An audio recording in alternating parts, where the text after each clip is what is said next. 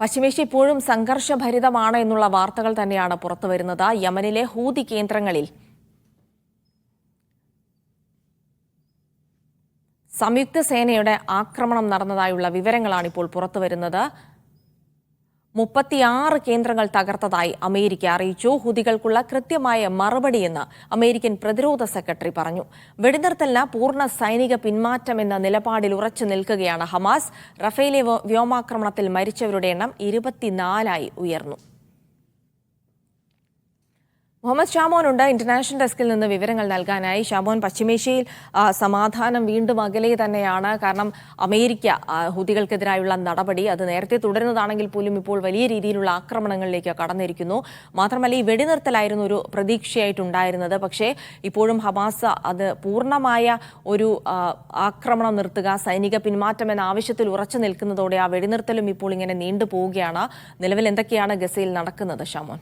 ജിൽസി, ഏറ്റവും പുതുതായി നൽകാൻ കഴിയുന്ന വിവരം എന്തെന്നാൽ യമനിലെ 13 ഇടങ്ങളിലായിട്ടുള്ള 36 ഹൂതി കേന്ദ്രങ്ങളിൽ അമേരിക്ക UK നേതൃത്വത്തിലുള്ള സംയുക്ത സേനയുടെ ആക്രമണം നടന്നിട്ടുള്ള എന്നത് തന്നെയാണ്.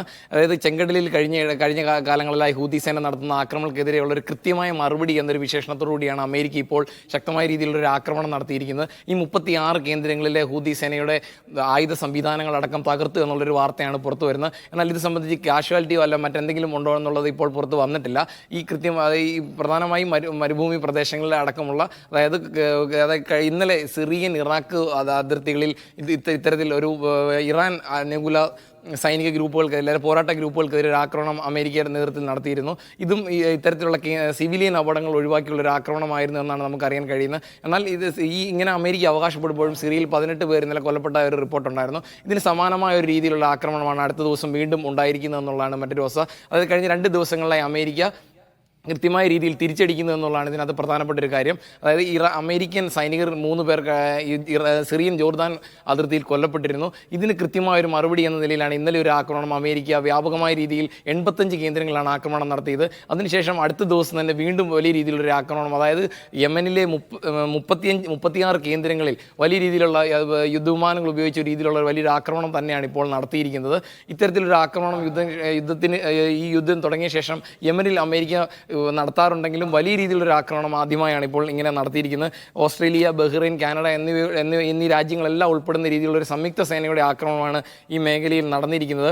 ഈ ഒരു ചെങ്കടലിൽ ചരക്ക് കപ്പലുകൾക്ക് നേരെ ഹൂതികൾ ആക്രമണം തുടർന്നാൽ ഇത്തരത്തിലുള്ള ഒരു തിരിച്ചടി ഇനിയും തുടരും എന്നുള്ളൊരു ഒരു അറിയിപ്പും കൂടെ അല്ലെങ്കിൽ ഒരു മുന്നറിയിപ്പും കൂടെ നൽകുവാൻ വേണ്ടിയുള്ളൊരു തിരിച്ചടിയാണ് അമേരിക്ക ഇപ്പോൾ നൽകിയിരിക്കുന്നത്. ജിൽസി, ഇതിനൊപ്പം തന്നെ എന്നാൽ ഇതേ സമയം തന്നെ ഗസയിൽ ഇസ്രായേൽ ആക്രമണം തുടർന്നാൽ ഞങ്ങൾ വീണ്ടും തിരിച്ചടിക്കുമെന്നുള്ള രീതിയിലൊരു പ്രസ്താവന തന്നെയാണ് ഹൂതി നേതാക്കൾ അറിയിക്കുന്നത്. അതായത് അമേരിക്കൻ തിരിച്ചടി വന്നതിന് ശേഷവും ഞങ്ങൾ ആക്രമണം ചെങ്കടലിൽ തുടരും എന്നുള്ള രീതിയിലൊരു പ്രസ്താവന തന്നെയാണ് ഹൂതികൾ മുന്നോട്ട് വെക്കുന്നത്.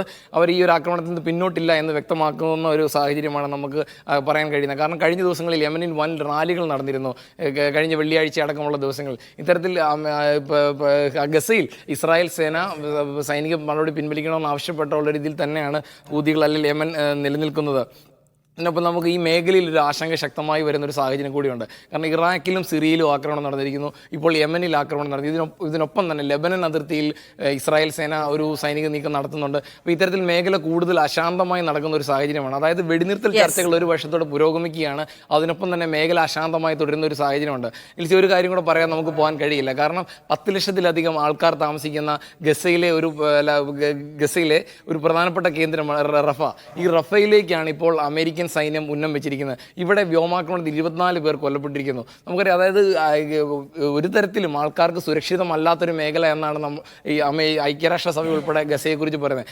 ഈ ഒരു മേഖലയിൽ തന്നെ സുരക്ഷിതമെന്ന് കരുതി ആൾക്കാർ 10 ലക്ഷത്തിലധികം അഭയാർത്ഥികൾ അഭയം തേടിയ ഒരു പ്രദേശമാണ് റഫ. ഇങ്ങോട്ടാണ് ഇപ്പോൾ ഇസ്രായേൽ സേന സൈനിക നടപടി മുന്നോട്ട് കൊണ്ടുപോയിക്കൊണ്ടിരിക്കുന്നത്. ഇത് വലിയ രീതിയിലൊരു മാനസിക ദുരന്തത്തിന് വീണ്ടും വഴിവെക്കുമെന്നൊരു മുന്നറിയിപ്പ് ഐക്യരാഷ്ട്രസഭ നൽകുന്നുണ്ട്.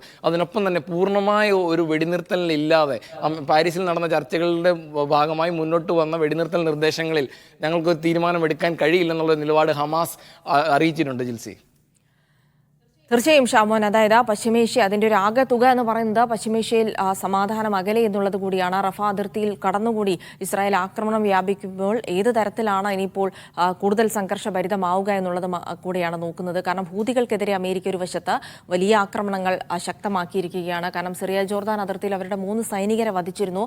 അതിനുള്ള പ്രതികാര നടപടികൾ കൂടി അമേരിക്കയുടെ ഭാഗത്തുനിന്നുണ്ടാകുന്നുണ്ട്. അങ്ങനെ വെടിനിർത്തൽ എന്നൊരു ആശയം മുന്നോട്ട് വെച്ചിട്ടുണ്ടെങ്കിൽ പോലും അത് പ്രായോഗിക തലത്തിലേക്ക് വരാൻ ഇനിയും ഒട്ടേറെ കടമ്പകൾ ഉണ്ട് എന്നുകൂടിയാണ് മനസ്സിലാക്കാൻ കഴിയുന്നത്.